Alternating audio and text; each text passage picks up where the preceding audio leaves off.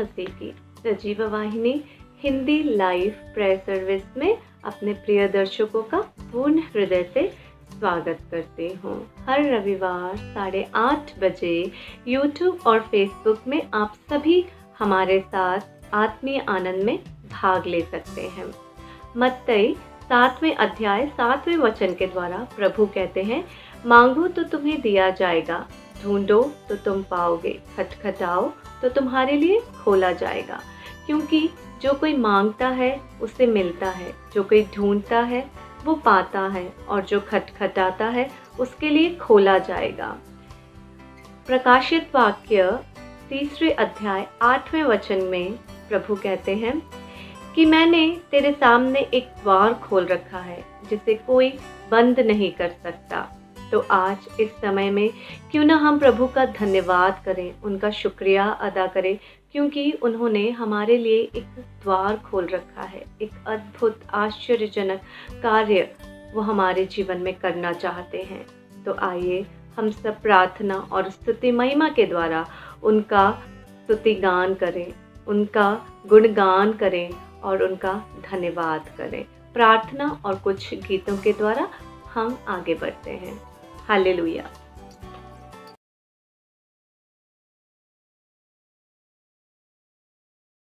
आइए प्रार्थना करें। राजाओं के राजा, प्रभुओं के प्रभु, सर्वाधिकारी, सर्वोच्च, सर्वश्रेष्ठ परमेश्वर, स्तुति योग्य परमेश्वर, प्रशंसा योग्य परमेश्वर, धन्यवाद करते हैं हर एक बात का जो आपने हमारे जीवन में किया है। हर एक उस सहायता के लिए हम धन्यवाद करते हैं जो आपके द्वारा हमें प्राप्त हुई है। प्रभु, इस समय में प्रभु हम तेरी शरण में हैं और हम विश्वास करते हैं कि आत्मिक शक्ति और आत्मिक बल आप ही के द्वारा हम सबको प्रदान की जाएगी। प्रभु, सही रास्ता और सही दिशा आप ही के नाम से मिलती है। प्रभु, उन सारी क्रियाओं के लिए, उन सारी बातों के लिए जो आपके नाम के स्मरण की शक्ति के द्वारा हमें मिली है। प्रभु, हम तेरे नाम का लाख लाख धन्यवाद करते हैं। विश्वास करते हैं कि तूने हमारी इस छोटी सी प्रार्थना को सुना और स्वीकार किया होगा। प्रभु के मीठे परिणाम से मांगती हूँ, आमीन।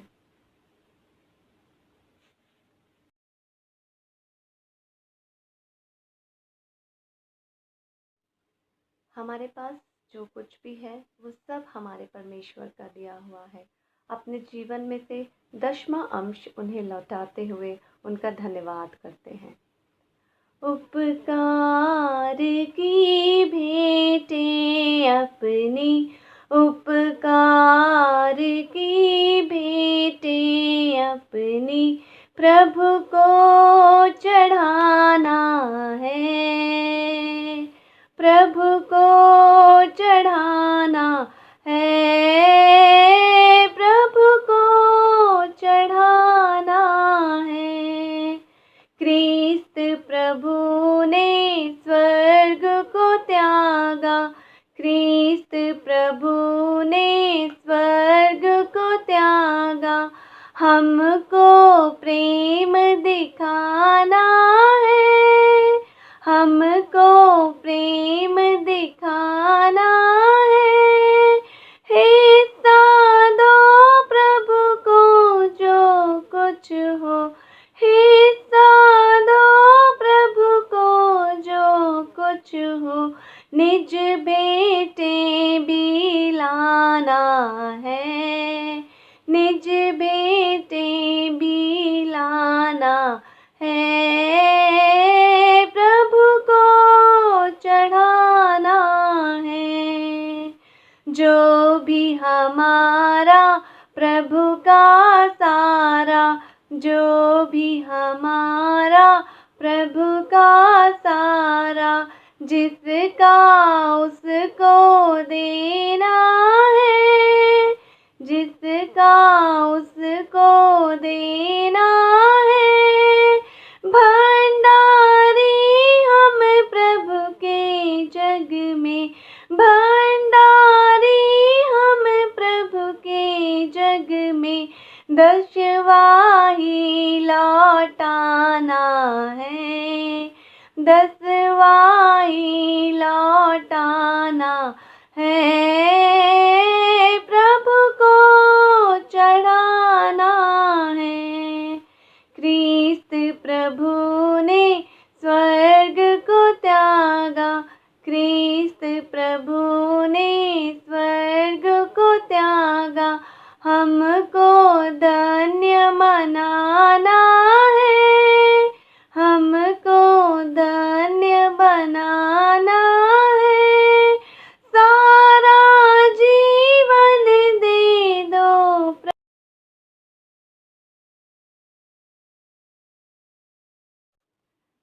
परमेश्वर, यदि आप हमारे जीवन में नहीं हैं तो हमारा सारा जीवन व्यर्थ है।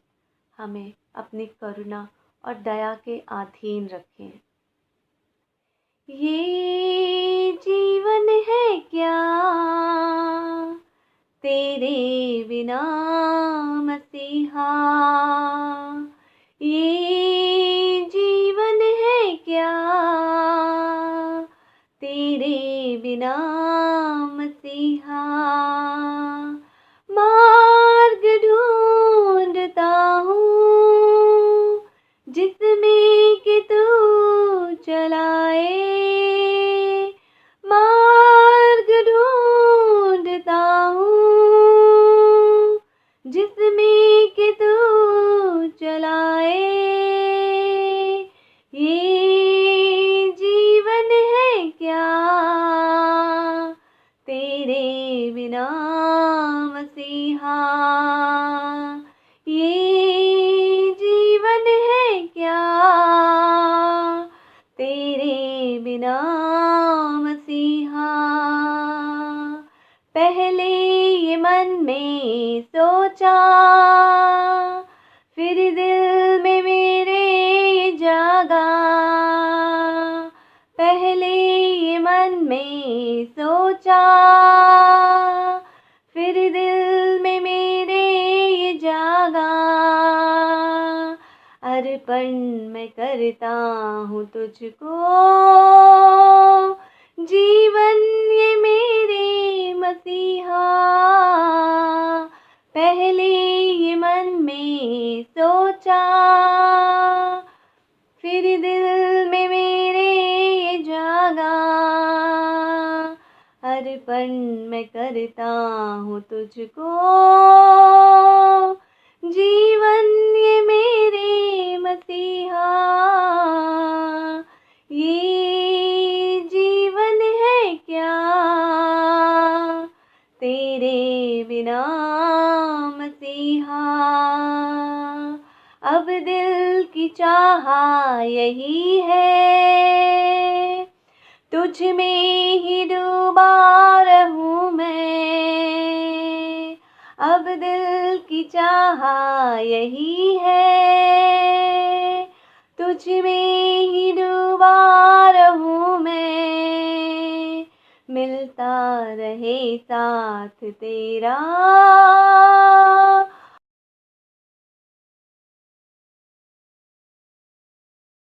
यह समय है प्रभु के दास के द्वारा पवित्र और परिशुद्ध वचनों को सुनने का। तो आइए हम सब अपने हृदय को नम्र करें और उनके वचनों की ओर ध्यान लगाएं।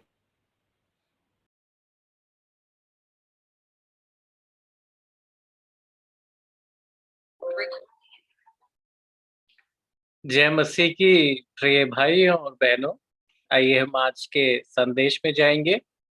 और आज के संदेश के लिए हम मत्ती सुसमाचार में से पढ़ेंगे, उसके 5वें अध्याय में से 38 से लेके 42 से 4 आयतों पे आज हम मनन करेंगे। अब ये जो मत्ती 5, 6 और 7 ये जो 3 अध्याय हैं, ये अत्यंत महत्वपूर्ण है नए नियम में। इसका एक कारण तो ये है क्योंकि इन्हें प्रभु यीशु मसीह ने खुद अपने चेलों को बोला था, और दूसरा ये भी है कि ये सबसे लंबा लिखा हुआ प्रभु यीशु मसीह का उपदेश है। ऐसा हो सकता है प्रभु ने बहुत और भी लंबे-लंबे उपदेश दिए हों अपने चेलों को, पर हमारे पास अभी पवित्र शास्त्र में लिखा हुआ तो सबसे लंबा यही उपदेश है। ये 3 अध्यायों में है, 5वें अध्याय से शुरू होता है और 7वें अध्याय तक जाता है। और इस उपदेश में प्रभु ने बहुत सारी बातों का वर्णन किया है, जो मसीह जीवन में अ बिल्कुल बुनियादी रूप की बातें हैं।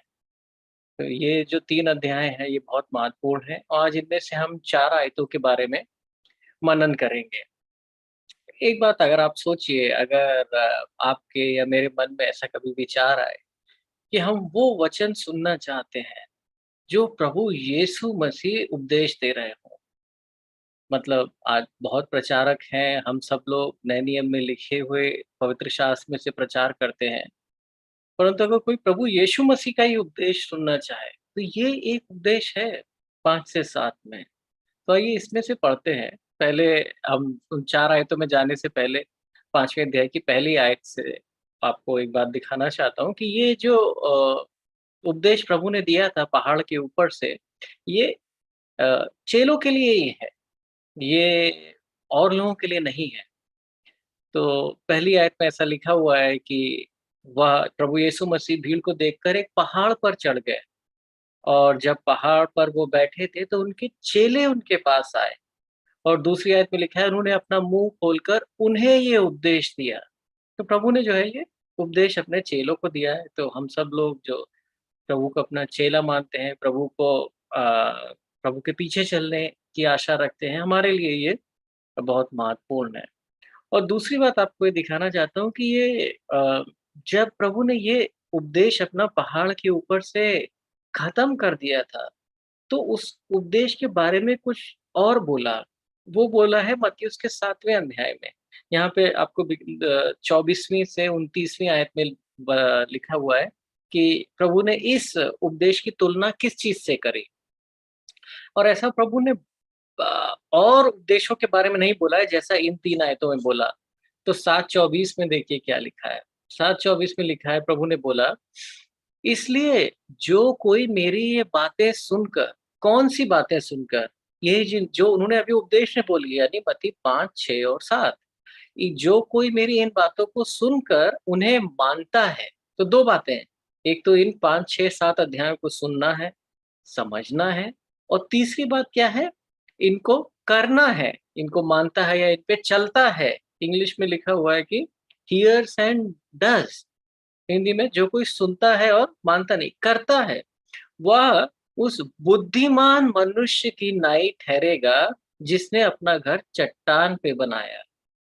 तो प्रभु ने बोला कि वो जो है एक बुद्धिमान मनुष्य है। और घर क्या है? यहाँ पे घर उसका जीवन है। और उसका जो जीवन है वो किस पे बना हुआ है? एक चट्टान पे बना हुआ है। 25वीं आयत, और मेंह बरसा और बाढ़ें आई और आंधियां चली और उसके घर पर टक्करें लगी। मतलब उस घर पे बहुत तरीके के जोर शोर से विरोध हुआ उस घर के ऊपर, परंतु वह नहीं गिरा। वो क्यों नहीं गिरा? क्योंकि उसकी नींव चट्टान पर डाली गई थी। और वो चट्टान क्या है? यही बातें जो प्रभु ने इस उपदेश में दी है, जो इस पहाड़ से उपदेश में दी है। और इन 3 आयतों को इंग्लिश में बोलते हैं सरमन ऑन द माउंट, और ये बहुत ही प्रसिद्ध है। और हमारे हिंदी में बोलते हैं ये प्रभु यीशु मसीह ने जो पहाड़ से उपदेश दिया था। तो ये बातें जो है मसीह जीवन में चट्टान की नाई, मतलब बुनियादी है घर की। घर की जो बुनियाद है वो चट्टान जैसी बुनियाद है। तो बहुत ही प्रमुख है हमारे जीवन में, है ना? अगर हम जानना चाहते हैं और जांचना चाहते हैं अपने आप को, अंदाजा लगाना चाहते हैं कि भाई हम अपने व्यक्तिगत जीवन में किस तरीके से आत्मिक रूप से तरक्की कर रहे हैं, तो कैसे पता लगाए? इन 3 अध्यायों से। ये 3 अध्याय जो है वो क्या है?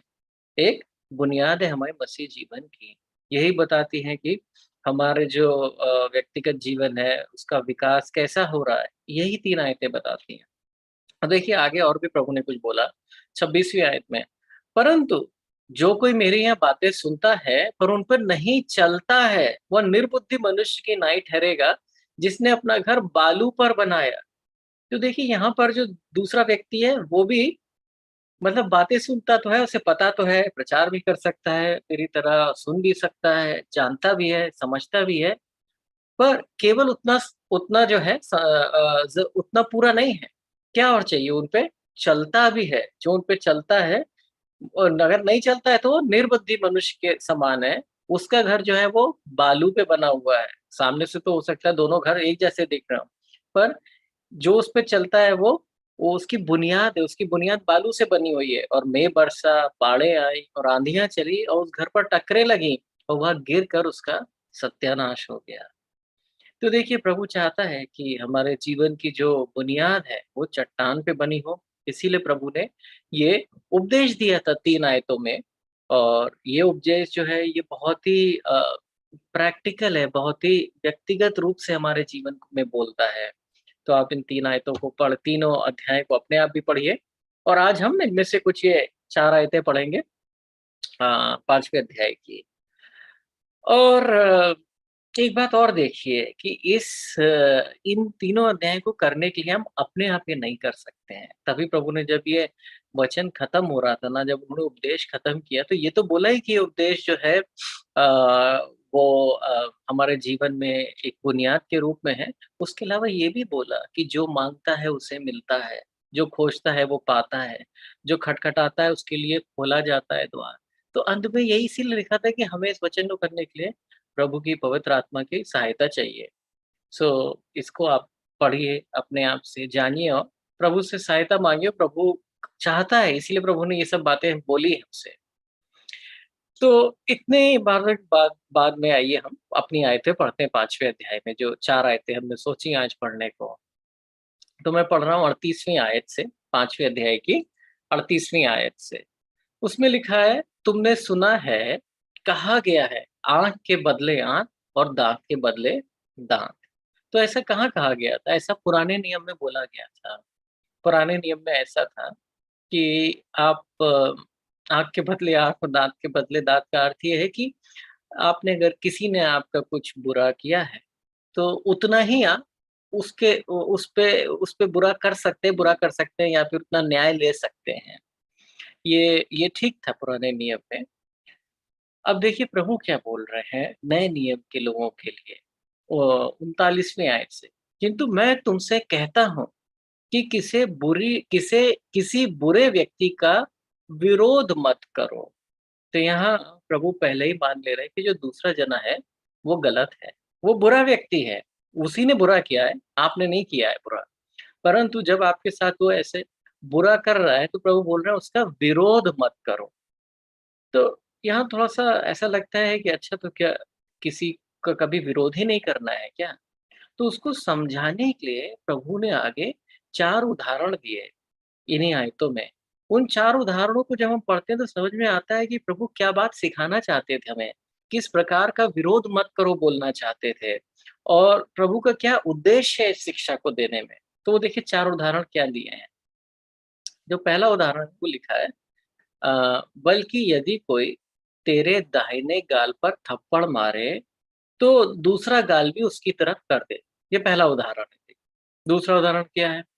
अ, यदि कोई तुझ पर मुकदमा चलाकर तेरा कुर्ता भी उतरवाना चाहे, तो उसको अपना चोंगा दे दे। ये दूसरा उदाहरण है। तीसरा क्या है? यदि कोई तुझे 1 मील चलाए, तो तू उसके साथ 2 मील चला जा। और आखिरी उदाहरण है, यदि कोई तुझसे कुछ माँगे, तो उसे वह दे दो। जो तुझसे उधार लेना चाहता है, उसे मना मत करो। तो देखिए इन 4 उदाहरणों से हमें कुछ समझ में आता है कि कब हम विरोध किन बातों के लिए हमें विरोध नहीं करना है। ये शिष्यों को बोली है कि उनके व्यक्तिगत जीवन के लिए कैसे करना है। तो यहाँ प्रभु क्या बोलना चाह रहे हैं कि जो जीवन की छोटी-मोटी असुविधाएँ होती हैं, है ना? इस अभी मैं आपको और बताऊँगा, पर यहाँ पे देखिए जो छोटी-मोटी असुविधाएँ होती हैं और जो लोग ऐसे हमें असुविधाएँ देते हैं, उनका विरोध नहीं करना है। उन छोटी-मोटी असुविधाओं को एक अलग तरीके से हमारा उनके प्रति रवैया होना है। बदले की भावना या फिर अपने आप में परेशान नहीं होना है। देखिए क्या होता है ना, हम कैसे विरोध करते हैं, छोटी-छोटी बातों पे हम जो है ना विरोध, ये नहीं कि लड़ते-झगड़ते नहीं हैं, पर हम अपने अंदर ही मन में विरोध करते रहते हैं। हमारे मन में ही उनके दू वो जिसने हमें असुविधा दी है, उस व्यक्ति के प्रति क्या है, हमारे मन में ही एक तरीके से झगड़ा चलता रहता है। हम पूरे समय उसी से बात करते रहते हैं जबकि वो हमारे सामने भी ना हो। प्रभु चाहता है कि हम इस तरीके के अंदर से बॉदर्ड ना, जैसे अंदर से झंझट में ना रहें। और इसीलिए प्रभु ये समझाना चाह रहे हैं कि ऐसी रोजमर्रा की मामूली और सामान्य असुविधाओं को किस प्रकार अपने जीवन में हमें संभालना है। और ये बहुत महत्वपूर्ण है कि हम इन छोटी-छोटी बातों को सँभालें, प्रभु ने जैसा हमें समझाया है उससे। क्योंकि अगर हम इन छोटी-छोटी बातों को रोज़मर्रा की अच्छे से नहीं सँभालेंगे तो क्या होगा? पूरे समय हम अंदर ही अंदर किसी न किसी से झगड़ते रहेंगे, अंदर ही अंदर किसी न किसी से बातें करते रहेंगे। और उससे क्या होगा? हमारे अंदर एक तरह की असुविधा और पीड़ा होगी। और उससे जो वचन है हमारे अंदर, वो पनप नहीं पाएगा, वो बढ़ नहीं पाएगा। ये कटीली झाड़ियों के समान होगी। आपने आप में से बहुतों ने पढ़ा होगा ना, प्रभु ने जो दृष्टांत सुनाया था, वो दृष्टांत बीज और बीज बोने वाले का दृष्टांत। उसमें क्या बोला था? एक किसान था जो बीज बोने के लिए जाता है और वो अलग-अलग जगह पर बीज बोता है। कुछ बीज जो है वो मार्ग में गिर जाते हैं, कुछ बीज पथरीली भूमि पर गिरते हैं। जो मार्ग में गिरते हैं, वो लोग तो वो है जिन्हें वचन समझ में ही नहीं आया, और जो है, वो तो उनके लिए क्या है, वो वचन कोई भी काम वो फल नहीं लाता है। पथरीली भूमि वाले वो लोग हैं जो जो पूरा प्रयास नहीं करते हैं वचन को करने का। उनको समझ में आता है, बहुत खुश होते हैं, पर क्योंकि प्रयास नहीं करते हैं वचन को करने का, तो थोड़े ही दिनों बाद ठंडे पड़ जाते हैं। पर तीसरे लोग क्या थे? तीसरे लोग वो थे जिन्हें वचन तो समझ में आता है और उसको प्रयास भी करते हैं करने का, है ना? पर क्या है, उनके जीवन में कटीली झाड़ियाँ होती हैं। तो कटीली झाड़ियाँ क्या होती हैं? वो मतलब वचन को दबा देती हैं, वचन को दबा देती हैं। तो वचन क्या है? वचन फल नहीं ला पाता है। अब ऐसा लगे कटीली झाड़ियाँ क्या हैं? तो प्रभु ने समझाया था कि जो कटीली झाड़ियाँ हैं, ये कई प्रकार की होती हैं, 3 या 4 प्रकार की।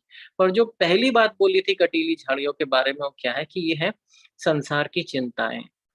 ये कोई जो कटीली झाड़ियाँ है, कोई पाप पाप जैसी बात नहीं थी, ये क्या थी? चिंताएँ थी अंदर, संसार की चिंताएँ। इनका क्या अर्थ है? इनका कई तरीके से हम इनको समझ सकते हैं, पर एक अर्थ इनका ये है कि जो हमारे अंदर या तो चिंता रहती है या फिर एक तरीके की अ, ये दूसरों को विरोध करने की भावनाएँ अंदर रहती हैं। तो ये बहुत महत्वपूर्ण है कि हम इन पे विजय प्राप्त करें। इसका ये अर्थ नहीं है कि हमारे अंदर ये भावनाएँ आएँगी ही नहीं। पर इसका ये अर्थ है कि जब हम इनको समझेंगे कि प्रभु क्या बोलना चाह रहे हैं, तो इनका जो समय है, जितने समय तक ये हमारे अंदर रहेंगी, वो धीरे-धीरे कम होता जाएगा। धीरे-धीरे क्या होगा, हमें उन चीज़ों से इतनी असुविधा हो, पीड़ा नहीं होगी, क्योंकि हमें प्रभु जो बोलना चाह रहे हैं, वो समझ में आएगा। तो आइए एक-एक करके उदाहरण देखते हैं जो प्रभु ने बोला है। तो देखिए, सबसे पहला उदाहरण क्या था कि अगर कोई 38 39 39 में देखिए, प्रभु ने बोला है कि किसी भी बुरे व्यक्ति का विरोध मत करो, यदि कोई तेरे दाहिने गाल पर थप्पड़ मारे, तो दूसरा गाल भी उसकी तरफ कर दो। अब ये समझना बहुत ही शुरू में बहुत मुश्किल होता है कि इसका क्या अर्थ है? क्या प्रभु ये बोल रहे हैं कि अगर कोई तुम्हारे दाहिने गाल पे थप्पड़ मारे तो उसको ये बोल दूसरा गाल उसकी तरफ कर दो, बोलो कि इधर भी मारो। हो सकता है वो तो दूसरी तरफ भी मार दे। तो इसका ये अर्थ नहीं है। इसका ये अर्थ नहीं है, क्योंकि प्रभु ने अपने जीवन में ही ऐसा नहीं किया। आपको याद होगा ना, जब प्रभु को पकड़ के ले गए थे, है ना? प्रभु को पकड़ के ले गए थे और जो एक पायदा था, उसने क्या किया था? उसने प्रभु को थप्पड़ मारा था। हम पढ़ भी सकते हैं उसके बारे में, यूहन्ना उसके 18वें अध्याय में है। यूहन्ना उसका 18वाँ अध्याय और 22 और 23 पढ़ते हैं, देखिए। तब उसने यह कहा, तो पायदों में से एक जो पास खड़ा हुआ था, यीशु को थप्पड़ मारकर कहा, "क्या तू महायाजक से इस प्रकार उत्तर देता है?" तो देखिए यहाँ पे वैसा ही हो रहा है। एक जो पायदा था, उसने प्रभु यीशु मसीह को थप्पड़ मारा, बोला कि, "तुम क्या महायाजक से इस प्रकार बात करते हो?" 23 यीशु ने उससे उत्तर दिया। तो देखिए, प्रभु ने ये नहीं बोला उसे कि तुम मुझे एक और थप्पड़ मारो। प्रभु ने उसे एक उत्तर दिया, "यदि मैंने कुछ बुरा कहा है, तो उस बुराई पर तुम गवाही करो। मतलब अगर मैंने कुछ गलत बोला है, तो तुम बताओ क्या गलत बोला है। पर अगर मैंने ऐसा कुछ गलत नहीं बोला है, तो तुम मुझे क्यों मार रहे हो?" तो देखिए, इसका ये अर्थ नहीं है कि किसी ने आपको थप्पड़ मारा हो तो आप दूसरा गाल उनकी तरफ करें। ये ऐसा ऐसा बाहरी रूप से वो ऐसा पढ़ के लगेगा, पर उसका वो अर्थ नहीं है। और ऐसे आप सोचिए भी ना, पर थप्पड़ कभी कहाँ ही पड़ते हैं आजकल। आजकल तो स्कूल में भी बच्चों को थप्पड़ नहीं पड़ते हैं। और ये चीज़ तो शिष्यों को लिखी हुई है ना। एक बार आप अपना 20 साल से ऊपर हो जाते हैं, तो शायद ही कोई किसी को थप्पड़ मारता है। तो यहाँ पर थप्पड़ मारने का मतलब वो नहीं है कि ऐसे हाथ से गाल पे मारना। थप्पड़ मारने का अर्थ ये है कि मतलब किसी प्रकार से जब किसी को थप्पड़ मारते हैं, तो क्या या तो किसी प्रकार से उनमें किसी तरह का सुधार लाना चाह रहे हैं, कोई सुधार, कोई करेक्शन उनमें बताना चाह रहे हैं, वो एक तरीके का थप्पड़ लग सकता है। या फिर किसी का कुछ आलोचना कर रहे हैं, उन्होंने क्रिटिसिज़्म टाइप का, मतलब उन्होंने कुछ उनकी उनके किसी काम पे, तो वो एक थप्पड़ टाइप का थप्पड़ जैसा लग सकता है। या पर किसी की हम अपमान कर रहे हैं, तो एक थप्पड़ समान लगेगा। तो आप ये देखिए कि थप्पड़ मारने से या तो किसी में कोई सुधार की बात बोलना, अपमान बोलना, आलोचना करना, इन सब से क्या है? मतलब ये छोटी चीज़ें हैं, ऐसा नहीं है थप्पड़ मारने से किसी की हत्या हो जाती है। अगर किसी ने ऐसा कर भी दिया, तो क्या है? हमें उसके उसका विरोध नहीं, क्या होता है अगर ऐसा हो जाए तो हम क्या करते हैं? हम एकदम से उसका विरोध करने लगते हैं। उसको सामने तो बोलेंगे नहीं हम, क्या होगा? पूरा दिन हमारा खराब हो जाएगा, रात खराब हो जाएगी, हो सकता है हफ्ता खराब हो जाए। फिर उसी से हम झगड़ते रहेंगे अपने मन में। वही प्रभु बोल रहा है कि उनका विरोध मन में मत करो, क्योंकि अगर आप मन में किसी का विरोध करते रह रहे हैं पूरे समय, तो प्रभु का प्रेम आपके अंदर से नहीं बाहर जा रहा है। अगर प्रभु का प्रेम ही प्रभु का जीवन है ना, प्रभु प्रेमी है, तो उसका जीवन जो है वो प्रेम है। तो अगर प्रेम नहीं बाहर जा रहा है, तो क्या है? हम अपने आत्मिक जीवन में वहीं रुक गए हैं, आगे नहीं बढ़ पाएँगे। तो क्या करना है प्रभु ने बोला है? प्रभु ने बोला कि उसकी तरफ दूसरा दूसरा गाल बढ़ाओ। इसका अर्थ क्या है? इसका अर्थ ये है कि मतलब एक बार इस तरीके से सोचो, है ना? एक बार सोचो कि भई हो सकता है मैंने ही कोई गलती करी हो। इसी वजह से उसने थप्पड़ मारा, इसी वजह से उसने सुधार के लिए बोला, इस हो सकता है मेरे ही काम में कोई कमी हो, इसी वजह से किसी ने मेरी आलोचना करी। तो जब हम एकदम से दूसरा गाल पलटने का अर्थ है, एकदम से हम ऐसी अपने आप को ऐसी पोज़ीशन में ला रहे हैं कि हम बोल रहे हैं कि हाँ, हो सकता है वो सही हो और मैं गलत हूँ। जैसे ही हम इस तरीके से विचार करने लगते हैं, तो क्या होता है? हम उससे झगड़ने की जगह अपने ऊपर जाँच करने लगते हैं, है ना? एक बार हम अपने ऊपर जाँच करने लगते हैं, हम प्रभु से फिर पूछने लगते हैं, प्रभु से बात करने लगते हैं उस बारे में, तो वो विरोध हमारे अंदर से चला जाता है। और कई बार ऐसा हो सकता है कि सच में वो सही था, जो वो सुधार लाना चाह रहा था वो सही था। क्योंकि ऐसा तो जीवन में होगा ही ना, कि आपको सुधार के लिए कोई ना कोई कुछ बोले, ऐसा तो नहीं होगा ना कि पूरे जीवन में आपको कोई थप्पड़ ना पड़े। वैसा है कि वैसे हाथ से गाल पे नहीं पड़ेगा, पर और तरीकों से होगा, क्योंकि हम सब में कमियाँ हैं, हम सभी कुछ ना कुछ गलत करते हैं। और अगर हमें कोई बताएगा ही नहीं, तो हम सही कैसे होंगे?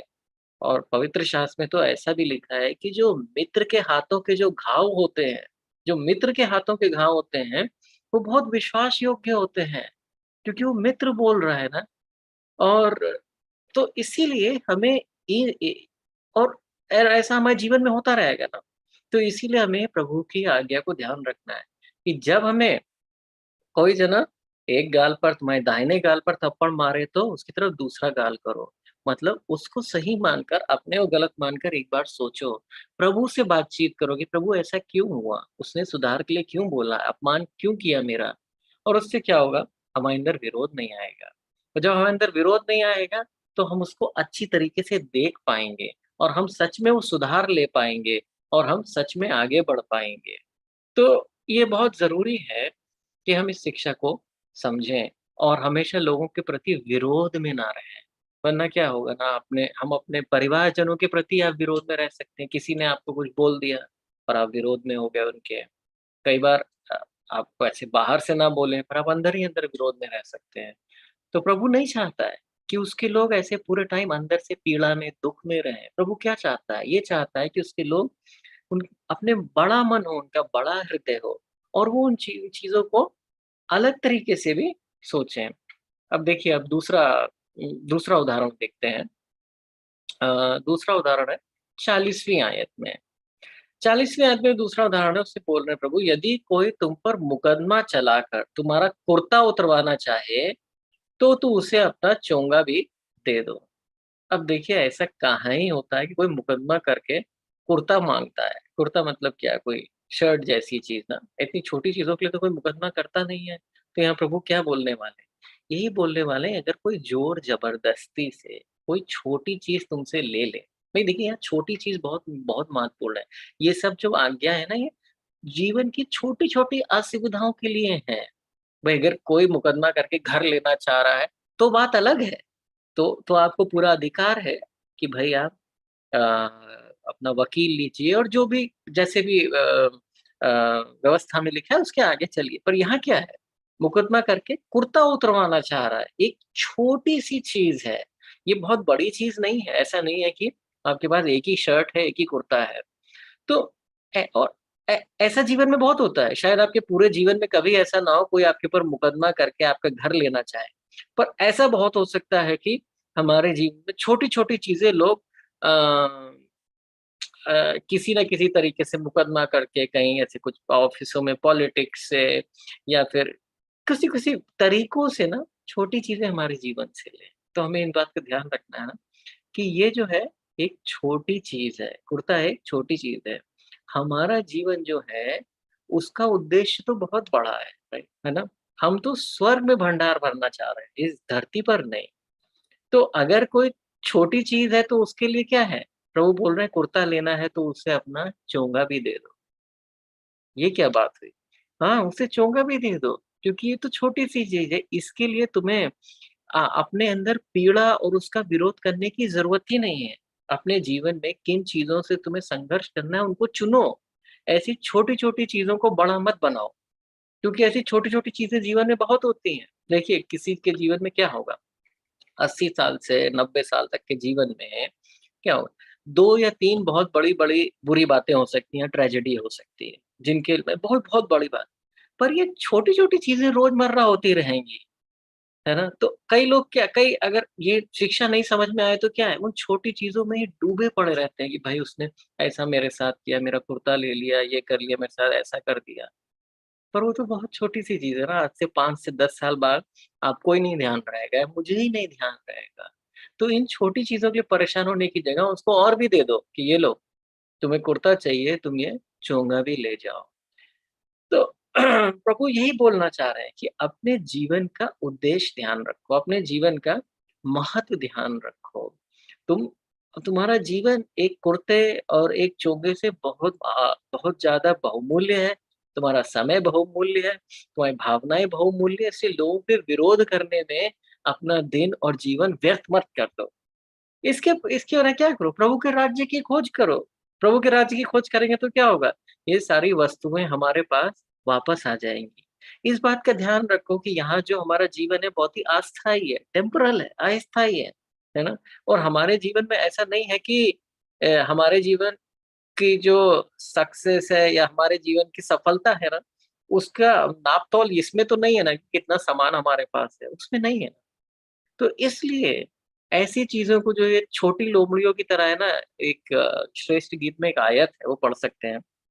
यहाँ बहुत फिट होती है। श्रेष्ठ गीत 2:15 अ, उसमें लिखा हुआ है ऐसे, "जो छोटी लोमड़ियाँ दाख की बारियों को बिगाड़ती हैं, उन्हें पकड़ ले, क्योंकि हमारी दाख की बारियों में फूल लग गए।"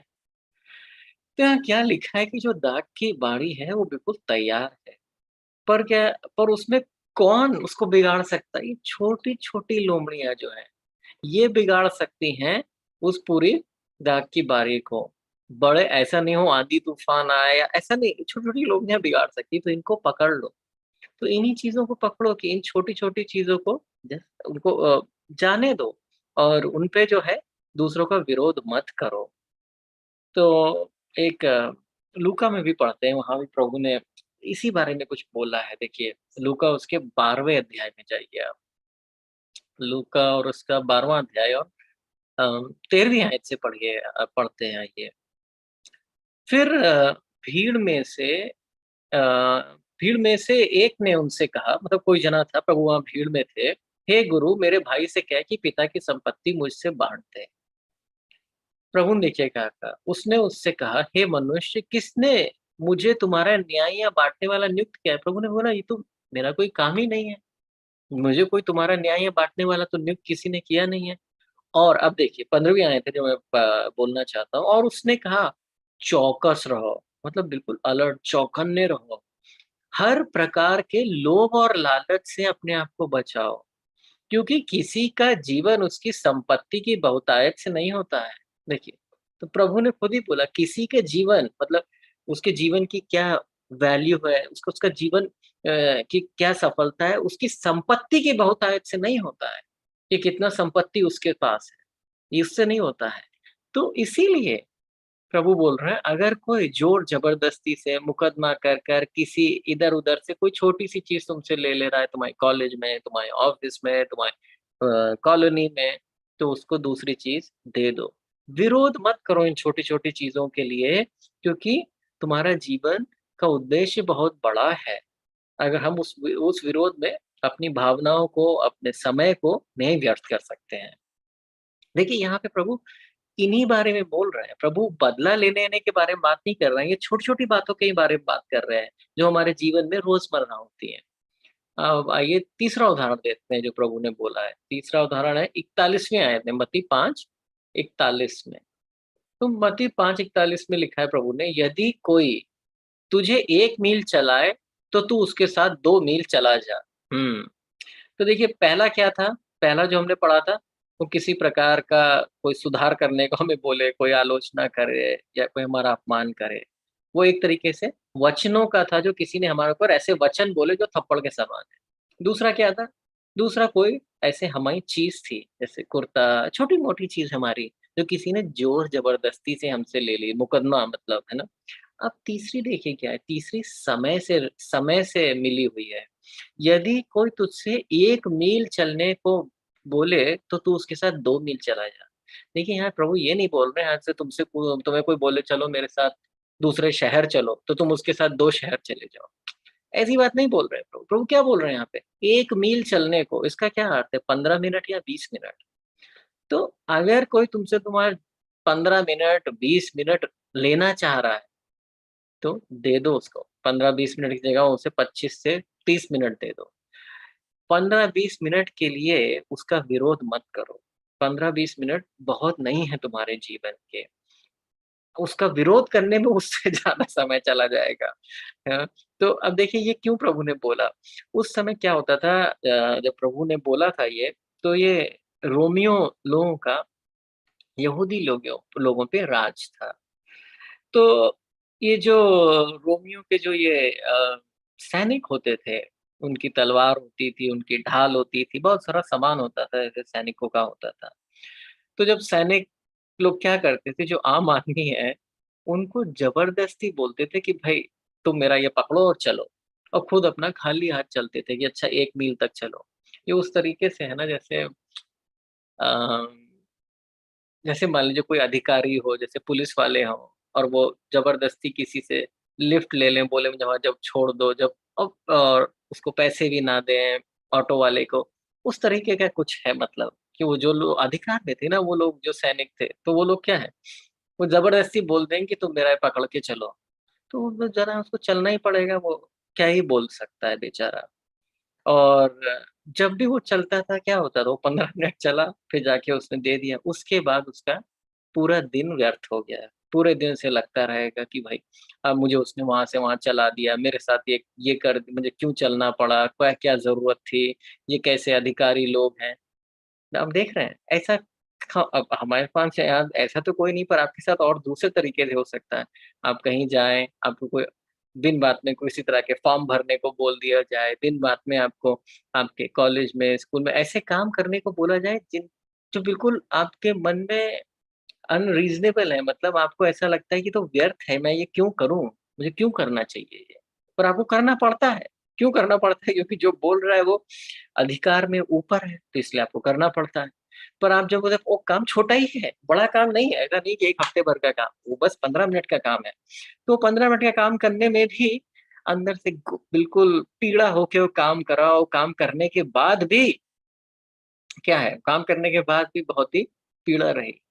प्रभु क्या बोल रहे हैं कि देखो समझो, ये जो काम है, ये काम केवल 1 मील चलने का है, और ऐसा नहीं है कि वो जो कर रहा है वो सही है। प्रभु ने तो पहले ही बोल दिया ना, हमने पढ़ा था ना 5:38 में, कि बुरे व्यक्ति का विरोध मत करो। तो प्रभु ने तो पहले ही बोल दिया है कि वो बुरा व्यक्ति वो जो कर रहा है वो गलत है। ये बात नहीं है कि कौन गही, कौन सही, कौन गलत और कौन सही है। बात ये है कि हमारी क्या प्रक्रिया है, क्या हमारा रवैया है इन छोटी बातों के लिए।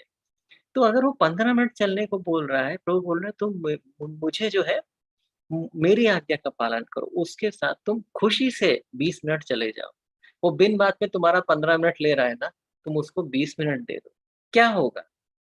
ठीक है, एक तो तुम्हें उस समय तुम्हें पीड़ा नहीं होगी, और पर तुम्हें खुशी होगी, तुमने प्रभु की आज्ञा मानी, है ना? प्रभु की आज्ञा मानी, और जब ये खुशी होगी प्रभु की आज्ञा मानी, प्रभु तो 15 मिनट हमारे जीवन में कभी भी जोड़ सकता है।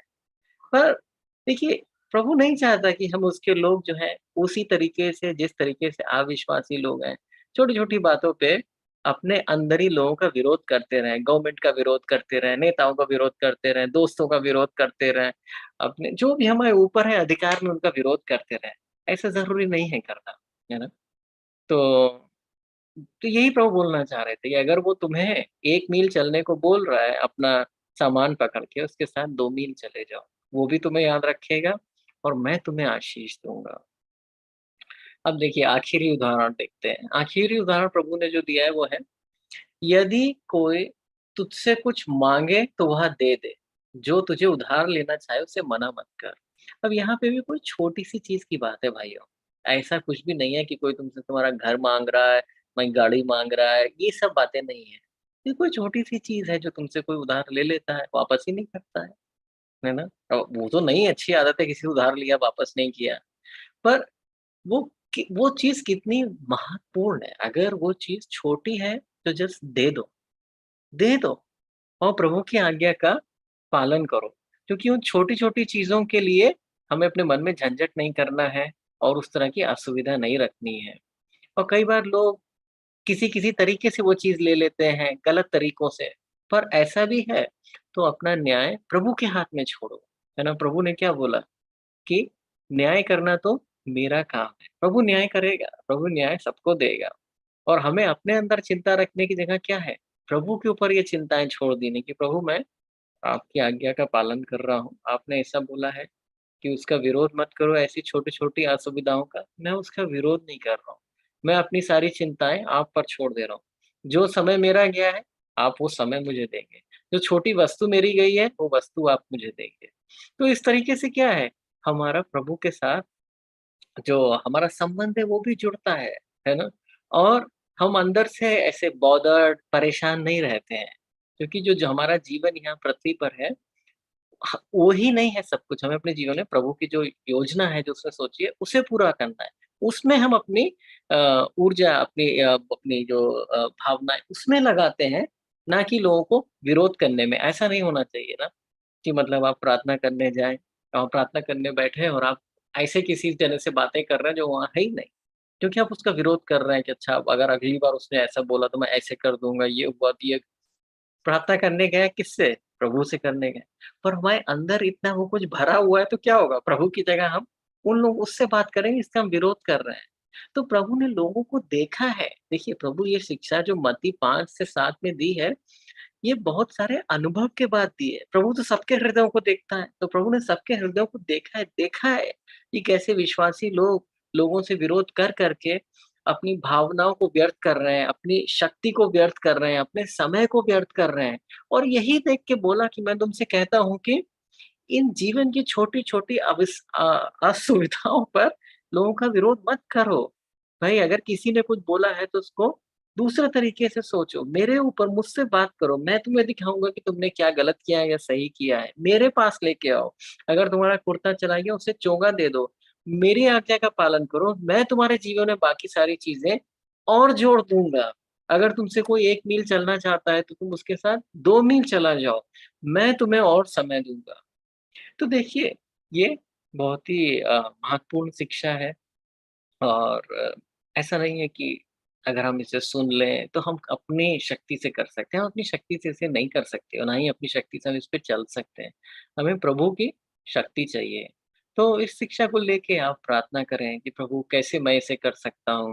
और जैसे आप प्रार्थना करेंगे, प्रभु ने जो भी शिक्षाएँ दी वो इसीलिए दी हैं कि हम कर पाएँ। ऐसी कोई भी बात हमें नहीं करने को बोली है जिसके लिए वो हमारी सहायता नहीं करना चाहता है। तो प्रभु हमारी सहायता करना चाहता है। तो जैसे हम इसको करने का प्रयास करेंगे, प्रभु हमारी सहायता करेगा और हमारे जीवन में आनंद आएगा और हम लोगों से विरोध में नहीं रहेंगे, पर लोगों के प्रति लोगों को प्रेम कर पाएँगे, जबकि वो हमारे साथ जो है बुरा करते हैं, फिर भी हम उन्हें प्रेम कर पाएँगे क्योंकि हम उस बात को ध्यान रखेंगे, प्रभु ने हमें कितना प्रेम किया, प्रभु हमें सब कुछ देगा। तो ये छोटा-सा संदेश आपके साथ बाँटना चाहता था। आप भी इसके बारे में पढ़िए और सोचिए। आइए प्रार्थना करते हैं। हमारे स्वर्गीय पिता, हम आपका धन्यवाद देते हैं प्रभु यीशु मसीह के लिए और जो शिक्षाएँ प्रभु ने हमें दी। आपसे प्रार्थना करते हैं पिता कि आप हमें ऐसा सामर्थ्य दें कि हम इन शिक्षाओं पे चल पाएँ और हमारा जीवन प्रभु के प्रेम से, प्रभु के आनंद से, प्रभु की शांति से भर जाए। और प्रार्थना करते हैं प्रभु सभी लोगों के लिए जो इस संदेश को सुन रहे हैं। आप जानते हैं प्रभु कि उनकी क्या इच्छाएँ हैं। अगर इस संदेश को सुनते समय कोई किसी बीमारी के साथ, दुःख के साथ सुन रहा है, तो प्रभु यीशु मसीह के नाम में उसको चंगाई देते हैं, उसको शांति देते हैं। प्रभु आप उसको सामर्थ्य दें, उसके शरीर में सामर्थ्य दें। प्रभु यीशु मसीह के नाम में उसे आशीष देते हैं। हे प्रभु आपका धन्यवाद हो हमारी प्रार्थना सुनने के लिए। आमीन। हमारे परमेश्वर पिता का प्रेम, प्रभु यीशु मसीह का अनुग्रह और पवित्र आत्मा की सहभागिता हम सबके साथ बनी रहे। आमीन। आप सभी को जय मसीह की।